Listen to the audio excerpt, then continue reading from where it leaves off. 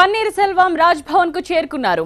Governor appointment ఇచ్చిన సమయానికి ముందే పన్నీర్ సెల్వం రాజ్ భవన్ కు చేరుకున్నారు. దాదాపు 20 నిమిషాల ముందే రాజ్ భవన్ కు చేరుకున్న పన్నీర్ సెల్వం గవర్నర్ తో ఏం చర్చించబోతున్నారన్నది ఇప్పుడు ఆసక్తికరంగా మారింది.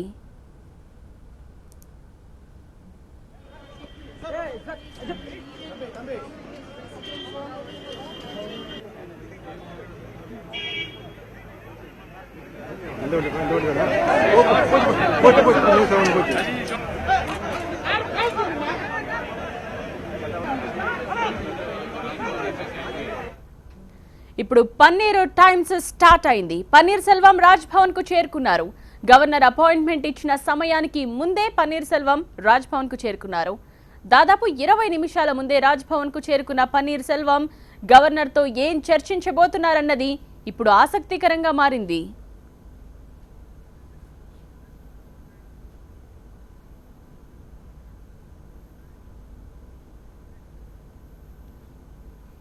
రాజ్ భవన్ లో జరుగుతున్న పంచాయతీ గురించి అప్డేట్స్ అందించడానికి మా ప్రతినిధి రమేష్ అక్కడ సిద్ధంగా ఉన్నారు. రమేష్, పన్నీర్ సెల్వం కొద్దిసేపటి క్రితమే రాజ్ భవన్ చేరుకున్నారు. ఆయన గవర్నర్తో భేటీ అవుతున్నారు. 5 గంటలకు అపాయింట్మెంట్ ఇచ్చినప్పటికీ ముందుగానే 25 నిమిషాల ముందే రాజ్ భవన్కు చేరుకున్నారు. విద్యాసాగర్ రావుతో భేటీ అవుతున్నారు. ముందుగానే ఆయన అపాయింట్మెంట్ కోరారు. ఆపద్ధర్మ ముఖ్యమంత్రి కాబట్టి ముందుగా పన్నీర్ సెల్వంకు అపాయింట్మెంట్ ఇచ్చారు. 7:30కు శశికళకు అపాయింట్మెంట్ ఇచ్చారు. ముందు నుంచి కూడా పన్నీర్ సెల్వం ఒకటే చెప్తున్నారు, తను రాజీనామా చేసినప్పటికీ ఆ రాజీనామాను బలవంతంగా చేపించారు. ఒక మాఫియా మాదిరిగా తన పైన తీవ్రమైన ఒత్తిడి తీసుకొచ్చి రాజీనామా చేయించారు. అమ్మ ఆశయం తాను ముఖ్యమంత్రిగా కొనసాగాలని, జయలలిత బతుకున్నంత కాలం కూడా తనని ఆసుపత్రిలో ఉన్నప్పుడు కూడా తనని ముఖ్యమంత్రి కావాలని కోరుకుంది. ఆ నేపథ్యంలోనే తాను ముఖ్యమంత్రిగా కొనసాగాను. ఆమె ఆత్మ క్షోభిస్తుంది తాను ముఖ్యమంత్రి పదవి నుంచి రాజీనామా చేసిన తర్వాత. అందుకే తను ముఖ్యమంత్రిగా కొనసాగాలని ఆయన ఆశిస్తున్నారు. ఈ నేపథ్యంలోనే ఆయన ముందుగానే గవర్నర్ అపాయింట్మెంట్ తీసుకున్న తర్వాత కూడా ఆయన ఒకటే చెప్తున్నారు, తన బలవంతంగా రాజీనామా చేయించారు. తను రాజీనామా చేయలేదు, తను రాజీనామా ఉపసంహరించుకుంటున్నానని చెప్తున్నారు. ఇదే వాదన గవర్నర్ ముందు వినిపిస్తున్నట్లు మనకు సమాచారం ఉంది. రాజ్భవన్ వర్గాలు కూడా అదే ధృవీకరిస్తున్నాయి. అయితే రాజ్యాంగ నిబంధనల ప్రకారం ఒకసారి రాజీనామా చేసిన తర్వాత ఆ రాజీనామాను యాక్సెప్ట్ చేసిన తర్వాత మళ్ళీ విత్డ్రా చేసుకునే అవకాశం లేదని చెప్తున్నారు. రాజ్యాంగ నిపుణులు కూడా అదే చెప్తున్నారు. అందుకే రాజ్భవన్కు విద్యాసాగర్ రావు గవర్నర్ చేరుకోకముందే ఆయన న్యాయ నిపుణులను పిలిపించారు. అదేవిధంగా ఇంటెలిజెన్స్ వర్గాలను కూడా పిలిపించారు. డీజీపీని కూడా పిలిపించారు. సిఎస్ని కూడా పిలిపించారు. మొత్తం తమిళనాడులో జరుగుతున్న రాజకీయ సంక్షోభం, తదితర పరిణామాలు, శాంతి భద్రతా వ్యవహారాలు అన్నిటి కూడా ముందుగా తెలుసుకున్నారు. అంతేకాకుండా ప్రధానంగా శశికళ పైన ఆదాయానికి మించి ఆస్తుల కేసుకు సంబంధించి సుప్రీంకోర్టులో రిజర్వ్లో ఉన్న కేసు పూర్వపరాలు కూడా ఆయన పూర్తిగా పరిశీలించిన తర్వాతనే ముంబై నుంచి చెన్నై చేరుకున్నారు. ఆ పూర్వపరాలు పరిశీలించి తీర్పు ఏ విధంగా ఉండబోతుంది, గతంలో కింది స్థాయి కోర్టులు ఏ విధమైన తీర్పునిచ్చినాయి, ఆ తీర్పు నేపథ్యంలో ఎటువంటి తీర్పు వచ్చే అవకాశం ఉంది, ఇవన్నీ కూడా అవగాహన చేసుకున్న తర్వాతనే ఆయన చెన్నై చేరుకున్నారు. చెన్నై ఎయిర్పోర్ట్ నుంచి నేరుగా ఇక్కడికి రాజ్భవన్కి చేరుకొని ముందుగా పన్నీర్ సెల్వంతో ఇప్పుడు భేటీ అవుతున్నారు.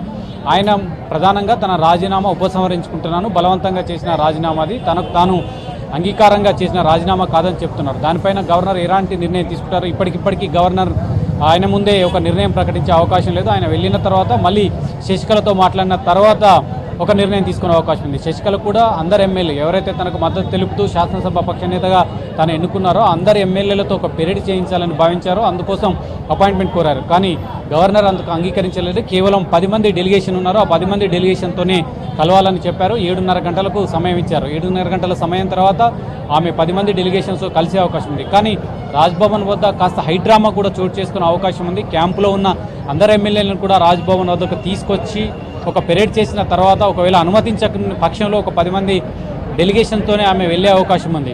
కానీ గవర్నర్ అనుమతిస్తారా లేదా అనేది చూడాలి. 10 మంది డెలిగేషన్ మాత్రం అనుమతించడానికి ప్రస్తుతం గవర్నర్ రాజ్భవన్ వర్గాలు ఒక నిర్ణయం తీసుకున్నాయి.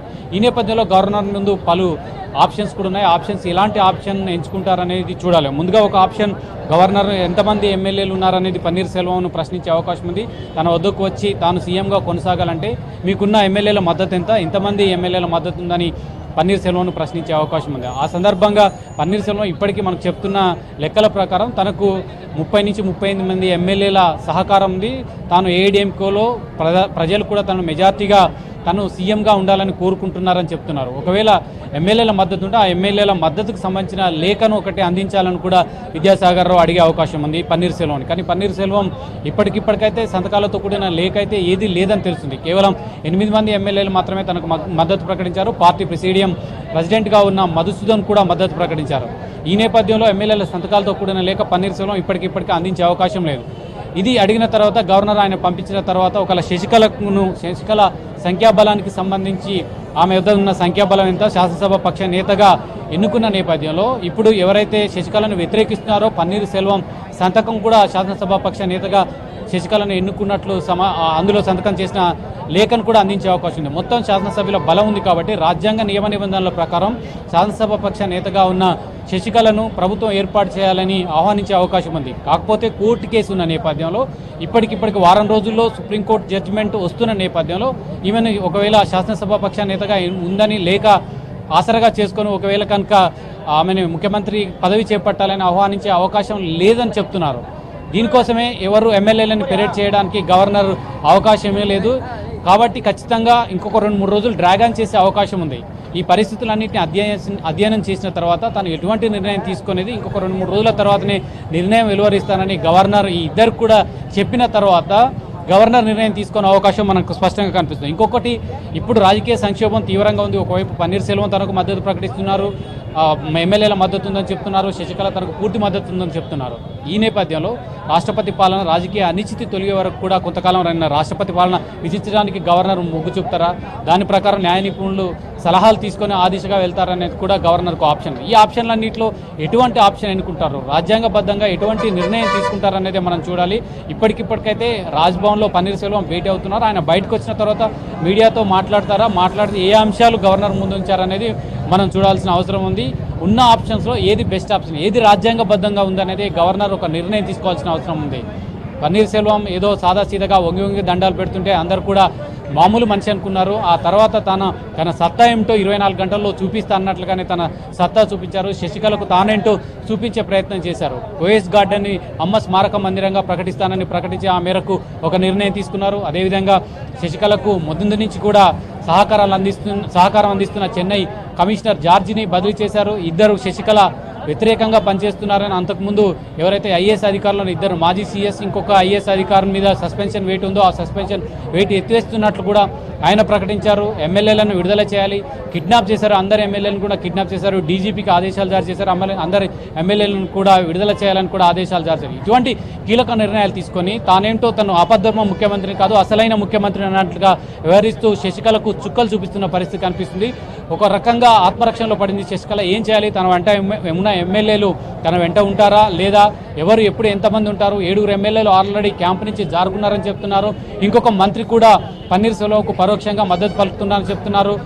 ఏఐడిఎంకే ప్రధాన కార్యదర్శిగా తాను ఉండాలని ప్రతిపాదించిన పార్టీ ప్రెసిడియం కార్యదర్శి సీనియర్ నేత మధుసూదన్తో పాటు ఇంకొక 2 ఎమ్మెల్యేలు పన్నీర్సెల్వం వైపు వెళ్ళి టర్న్అవుట్ అయ్యి అటు ఆయనకు మద్దతు పలకడం, ఇవన్నీ చూస్తుంటే పరిణామాలు తనకు వ్యతిరేకంగా మారుతున్న పరిస్థితి శశికళకు స్పష్టంగా కనిపిస్తుంది. ఇంకా పన్నీర్సెల్వంకు ముఖ్యమంత్రిగా కొనసాగించడానికి ఆయనకు వైపు ఎమ్మెల్యేలను తిప్పడానికి భారీ ఎత్తున కొంతమంది పన్నీర్సెల్వం అనుచరులు రంగంలోకి దిగారు.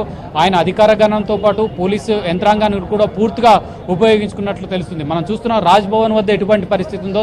సుమారు 1000 మంది పోలీసులు రాజ్భవన్ పరిసర ప్రాంతాల్లో మోహరించినారు.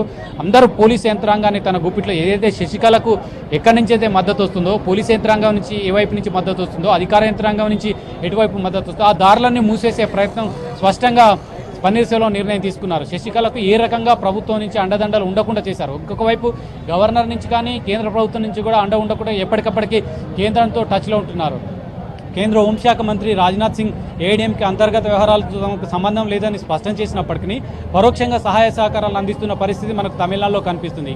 కేంద్రం సపోర్ట్ ఇటువైపు ఉండడంతో శశికళ ఆత్మరక్షణలో పడింది. శశికళ ఒకవైపు కేంద్రం పన్నీర్సెల్వంకు మద్దతు చెప్తున్న నేపథ్యంలో ఇంకొక వైపు కాంగ్రెస్ సపోర్ట్ తీసుకోవడానికి కూడా శశికళ ముందుకు వెళ్లారు. ఆ పార్టీకి సంబంధించిన ఎమ్మెల్యేలు ఎవరైతే ఉన్నారో వాళ్ళని మద్దతు పలకాలని కూడా శశికళ కోరినట్టు తెలిసింది. మొత్తం తమిళనాడులో 234 సీట్లలో 135 ఏఐడిఎంకే ఉన్నాయి. అందులో ఇప్పటికే 7 పన్నీర్సెల్వం వైపు వెళ్లారని చెప్తున్నారు. ఇంకొక 33 మంది మద్దతు ఉందని చెప్తున్నాడు పన్నీర్సెల్వం.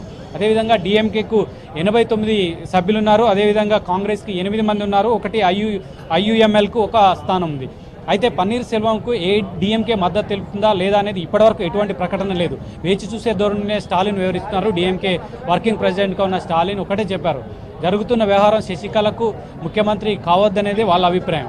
ఒకవేళ ఏడీఎంకే కనుక పూర్తిగా చీలిక వచ్చిన నేపథ్యంలో డిఎంకే మద్దతు కోరితే పన్నీర్ సెల్వం అప్పుడు ఎటువంటి నిర్ణయం తీసుకోవాలనే అంశం మీదనే బలం నిరూపించుకోవాలి, శాసనసభలో బలం నిరూపించుకోవాల్సి వస్తే డిఎంకే ఎటు మద్దతు చెప్తుందనేదే అప్పుడు తేలుతుంది తప్ప ఇప్పటికిప్పటికీ పన్నీర్ సెల్వంకు తమ మద్దతు చెప్తాం, ఏఐడిఎంకేలో చీలిక తీసుకురావాలని ఒక సంకేతం అందించినట్లయితే తమిళనాడులో రాజకీయంగా తమ ప్రాబల్యం తగ్గే అవకాశం ఉంది. అది అప్రజాస్వామికంగా వ్యవహరించినట్లు ఉంటుందనే నేపథ్యంలోనే స్టాలిన్ ఎటువంటి నిర్ణయం ప్రకటించలేదు. చూడాలి డిఎంకే ఒకవేళ కనుక పన్నీర్ సెల్వంని మద్దతు సంఖ్యాబలం నిరూపించుకోవాలని కనుక ఒకవేళ ఆహ్వానిస్తే గవర్నర్ ఆ మేరకు డిఎంకే సపోర్ట్ చేసే అవకాశం ఉంది. డిఎంకే మాత్రం ఇప్పటికిప్పటికీ ఎటువంటి నిర్ణయం తీసుకోలేదు, వేచి చూసే ధోరణి అవలంబిస్తుంది. పన్నీర్ సెల్వం భేటీ తర్వాత కొంత క్లారిటీ వచ్చే అవకాశం ఉంది గవర్నర్తో.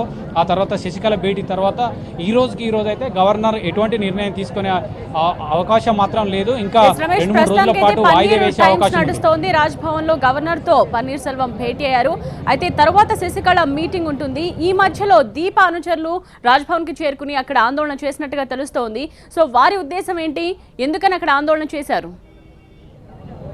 దీప మొదటి నుంచి కూడా శశికళను పూర్తిగా వ్యతిరేకిస్తుంది. ఆమె ముఖ్యమంత్రి కావడాన్ని ఏమాత్రం జీర్ణించుకోలేని వ్యక్తుల్లో ఒక శశికళ పూర్తిగా వ్యతిరేకించి ఆమెను ఎట్టి పరిస్థితుల్లో ముఖ్యమంత్రి కావద్దని దీప మొదటి నుంచి కూడా ఆందోళన చేస్తున్న క్రమం చూస్తున్నాం. ఆసుపత్రిలో ఉన్నప్పుడు కనీసం దీపాన్ని కూడా జయలలిత దగ్గరికి వెళ్ళనివ్వకుండా అడ్డుకోవడం, ఆ తర్వాత పరిణామాలు శశికళకు పూర్తిగా వ్యతిరేకంగా దీపం జయలలిత మేనకోడలు మారింది. ఈ నేపథ్యంలోనే దీప అనుచరులు కొంతమంది వచ్చి రాజ్భవన్ దగ్గర శశికళకు వ్యతిరేకంగా నినాదాలు చేస్తూ దీపా జిందాబాద్ అంటూ కూడా నినాదాలు చేసిన సందర్భం చూస్తున్నాం. ముందుగా ఎందుకంటే క్లారిటీ ఉంది, ఒక క్లారిటీ శశికళకు పూర్తిగా దీప వ్యతిరేకి, అంటే పన్నీర్ సెల్వంను ముఖ్యమంత్రి కావాలని ఆమె కూడా కోరుకుంటుంది. దీప అయితే ఇప్పటికిప్పటికి వచ్చి సీఎం అయ్యే అవకాశం లేదు, ఆమె శాసనసభ సభ్యురాలు కూడా కాదు. కాకపోతే శశికళకు వ్యతిరేకంగా జరుగుతున్న ప్రచారంలో అదేవిధంగా కదుపుతున్న పావులో భాగంగా దీప కూడా పన్నీర్ సెల్వం వైపు చేరారు, పరోక్షంగా పన్నీర్ సెల్వంకు మద్దతు తెలుపుతున్నారని మనకు స్పష్టమవుతుంది. ఆ నేపథ్యంలోనే దీప అనుచరులు కొంతమంది వచ్చి ఇక్కడ రాజ్భవన్ వద్ద అడావుడి చేయడం, పోలీసులు అరెస్ట్ చేయడం కూడా జరిగింది. మొత్తం మీద పన్నీర్ సెల్వం ఏ దారులు అయితే తనకు అనుకూలంగా ఉన్నాయో, ఏ దారులు అయితే తనకు వ్యతిరేకంగా ఉన్నాయో ఆ దారిలో వ్యతిరేకంగా ఉన్న దారులన్నీ మూస్తూ తనకు అనుకూలంగా సానుకూలంగా ఉన్న దారులన్నీ తన వైపు తిప్పుకుంటూ ఒక పథకం ప్రకారం వ్యూహాత్మకంగా ముందుకు పోతున్నారు. ముందుకు పోయే క్రమంలో తను ముఖ్యమంత్రిగా ఉండడానికి ఎటువంటి ఏర్పాటు చేయాలి, తన మనుషులు ఎటువంటి ఏర్పాటు చేయాలి. ముందుగానే చెప్పినట్లు శశికళ పూర్తిగా బంధువర్గం దేవర్ కమ్యూనిటీకి సంబంధించిన 35 మంది ఎమ్మెల్యేలు ఉన్నారు. అందులో తాను కూడా దేవర్ కమ్యూనిటీకి సంబంధించిన వ్యక్తి కాబట్టి అందులో కూడా చీలిక తీసుకొచ్చారు. ఏడీఎంకే ఎమ్మెల్యేలో కూడా చీలిక తీసుకొచ్చిన నేపథ్యంలో ఖచ్చితంగా తాను ముఖ్యమంత్రిగా కొనసాగుతాననే సంకేతాన్ని ఇవ్వడానికి కీలక నిర్ణయాలు తీసుకుంటూ శశికళకు వ్యతిరేకంగా కూడా నిర్ణయాలు తీసుకుంటున్న పరిస్థితి కనిపిస్తుంది. Thank you Ramesh. అది రాజ్భవన్ దగ్గర పరిస్థితి. ప్రస్తుతం పన్నీర్ సెల్వం గవర్నర్తో భేటీ అయ్యారు. మరి కాసేపటి వరకు ఈ భేటీ కొనసాగే అవకాశం ఉంది.